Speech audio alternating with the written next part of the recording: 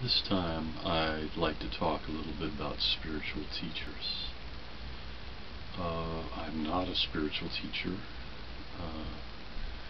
because I don't have a system or a method or a tradition by which I can instruct other people in how to experience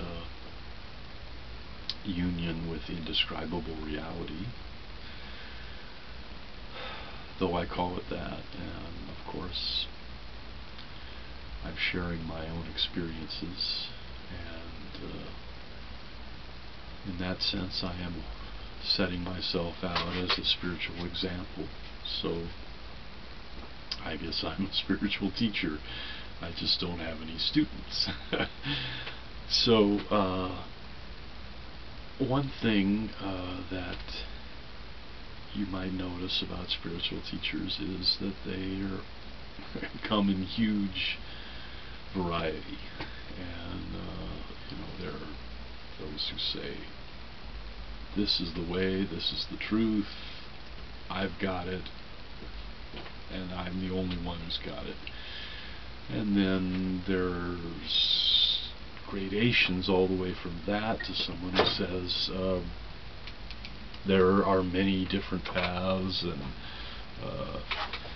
perhaps as many paths as there are seekers, and it's all your individual route, and you're on your own, basically. And I guess that's where I'm at. But in between there, there are a lot of different gradations, and there are a lot of different spiritual teachings, from practices all the way to ideas and dogmas, beliefs.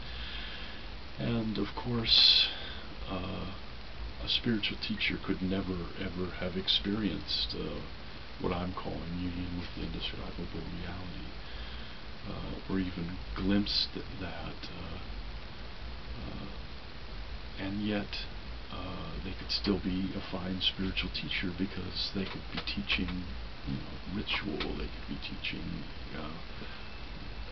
meditation practice, although if they haven't achieved some pretty deep states of meditation, they might not be the best for that.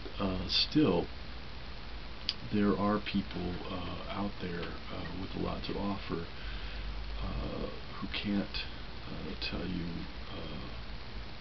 how they achieved that spiritual enlightenment, if you will, and because they haven't achieved it. And there are others who have achieved something, whatever. It's hard for us to say what it is, because it's such a subjective thing. But within a tradition, you might talk about someone who's demonstrated their mastery to their Zen teacher, and are given whatever the diploma that the Zen masters get. You could figure they've achieved things like Kensho and Satori, and they're certified in that. It's not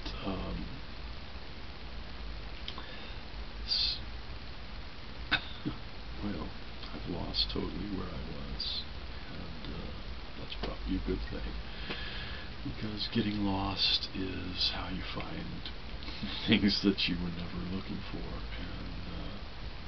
and some of those are quite impressive. So that my style of spiritual teaching is to ramble around and forget what I'm talking about, because ultimately all the words in the world can't describe something that's beyond words, and as I say, I have no method for people. I guess if a teacher teaches what worked for them, that is, the teachers who have actually experienced something, if they teach what works for them, then I have to teach just luck, I mean, be be lucky and hang out with it. I guess that's been my method. I've read a lot. I've seen a lot of different teachers. I've worked with some teachers. I've done certain practices and rituals and things like that, certainly more than others, and more perhaps than most people. But I wouldn't call any of them a key to my experience, since my experience has been basically unlooked for. At least my deepest experiences. So, excuse me. I guess that's pretty much what I'd have to say about spiritual teaching. That you really want to find someone you resonate with and see what they have to offer, but you don't want to expect that they've got all the answers for you, because those answers are really something you have to reach into yourself to find. And sometimes they'll jump right out of you, and you want to be there to experience it. I guess stay watchful, wait, and in the meantime,